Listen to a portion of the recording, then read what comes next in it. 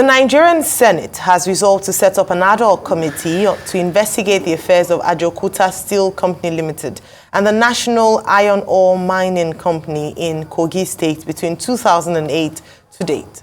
The Senate also resolved to invite an interface with relevant ministries, departments and agencies and other critical stakeholders in the steel sector, especially those with interest in Ajaokuta Steel Manufacturing Plant and Yumco, to obtain relevant information and submit a comprehensive report to the Senate regarding the affairs of the two plants between 2008 to date. Joining us now on the show is Simon Achuba, former Deputy Governor of Kogi State. Good morning and welcome to the morning show.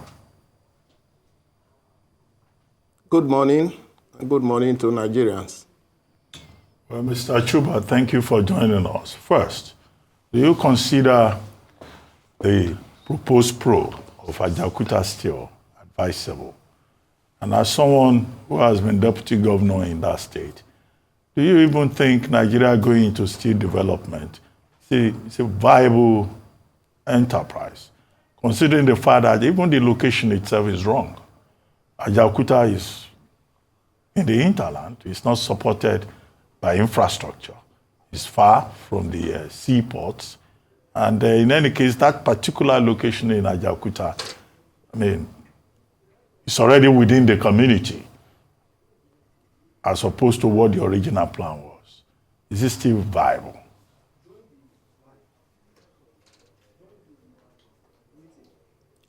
Thank you very much, and good morning, Nigerians.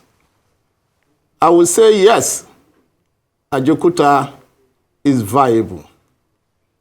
And I want to say that there is no way we can have the necessary technological developments in Nigeria if we do not develop our steel industries.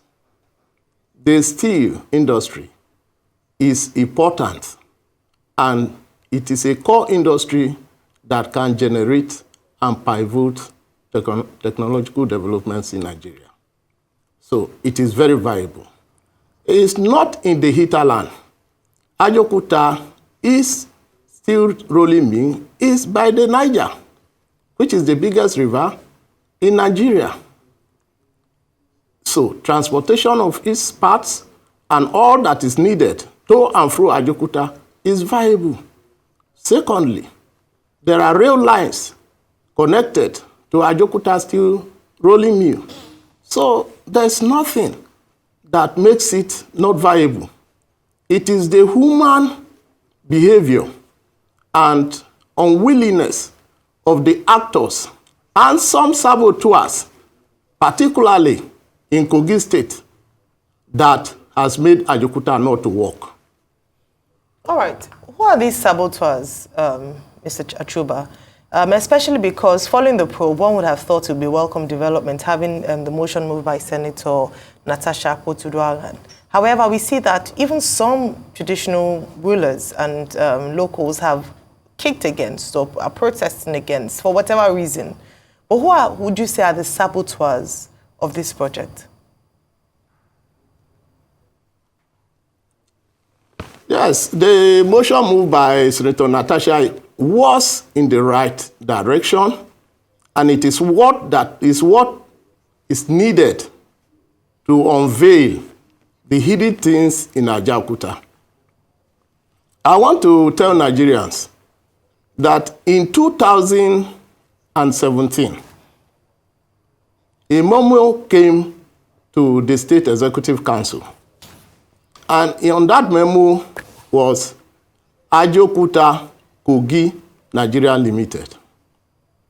And with a lot of people started contributing and saying, yes, this company has to be given the right to manage Ajaokuta, and it's a viable thing. And I kept watching. And I made two observations. And I said, who sponsored this memo? And the second question I asked was, what is the relationship between Ajaokuta Kogi Nigeria Limited and Kogi State government. How did this memo find its way to the ESCO? And within minutes, the memo disappeared. That's what happened. And it was after then, Natasha went to the Senate to expose all that was happening in Kogi State. The Kogi State governor then registered this company to do business and brought in Kogi State as a cover-up. And since then, Ajaokuta has not been able to move forward. The Ajaokuta Kogi Nigeria Limited is not for Kogi State at all. It is a personal property, I suspect, of Yaya Bello. And as of today, the directors of this company are not Kogites. One of them is from Imo. The other one is from Benue. The Imo guy is called Okechukwu or Onochie. And the Benue guy is Emmanuel Akava.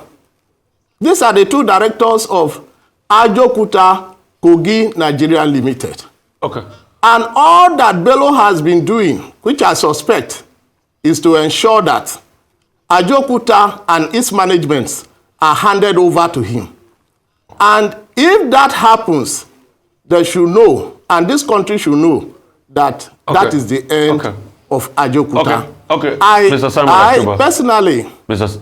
Simon Achuba, I'd like to come in here. Yes. Couple of things. Let's set history straight. Okay. The talk about Ajaokuta not running had been on long before Yaya Bello became governor. I'd like to ask you this honestly. Are you saying this because you have a fight with Yaya Bello and he pulled you out of power and this is your time for your pound of flesh? Because the talk, Ajaokuta was 98% complete as of 1994.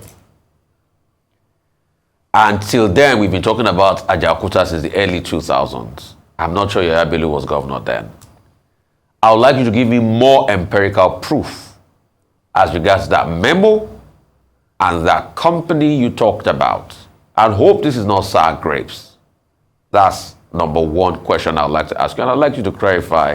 And apart from just mentioning names, we would like empirical proof as regards these allegations you have made that is the governor that is behind it. That's number one. Number two will center around some of the questions Dr. Abati asked. Do you think Ajaokuta as it is today will pass an environmental impact assessment? Those are the two questions I'll ask. Yes, I'll start from the second question. Ajaokuta Steel rolling mill is what the Russians have and is working till date. You had Professor David on your television a few days back who told you clearly the viability of Ajaokuta and said that Ajaokuta and the Russian steel company are still the same, that there's the same model. So he dealt extensively with the professional aspect of the metallurgy. That's different. And the steel rolling mill in Ajaokuta and other steel Former Deputy Governor Achuba, that's different from an environmental impact assessment. That's different. The viability is different from an environmental impact assessment. Yes, I'm coming. The impact assessment, if done today, it will definitely pass. And this is my view, that a technical audit of Ajaokuta Steel rolling mill must be done to ascertain for the possibility, the cost, and what it will take to revamp the Ajaokuta Steel Company. So the environmental impact assessment definitely will pass because of its location and all that was done before it was established. Is this because of your fight with Yaya Bello? On the second question, it is not. It is not. In the first place, I was not removed. I ended my tenure, and that's what the position is by the court verdict as of today. But I am one who believes that this country should develop. I am one who believes that those who are given responsibility should act responsibly and act in the interest of the people of Nigeria and the people that they govern. That I didn't see in Yaya Bello. How can a sitting governor bring up a company and law the state to come and back it as if it is a state company, meanwhile it is your personal enterprise? There is a letter which I posted to you. That letter was written by SSG. After that memo was withdrawn, he wrote to CAC, telling CAC that the company is for Kogi State. After it was withdrawn and was not approved by the ESCO, is that the right thing to do? So it means there are motives, there are other intentions behind it. So Ajaokuta had problem before the Yaya Bello government. That is true. But the president then, President Muhammad Buhari, came with great intention to get Ajaokuta revived. But the cog that Bello brought in weakened all that intention. And that is exactly what is currently playing out. Bello is all out to make sure that he runs Ajaokuta. And so he has been doing all that he can to ensure that Ajaokuta does not work. If not, tell me, why will a traditional ruler or a group of traditional rulers write a letter to the Senate not to probe the money that was released for Ajaokuta settlement? Why?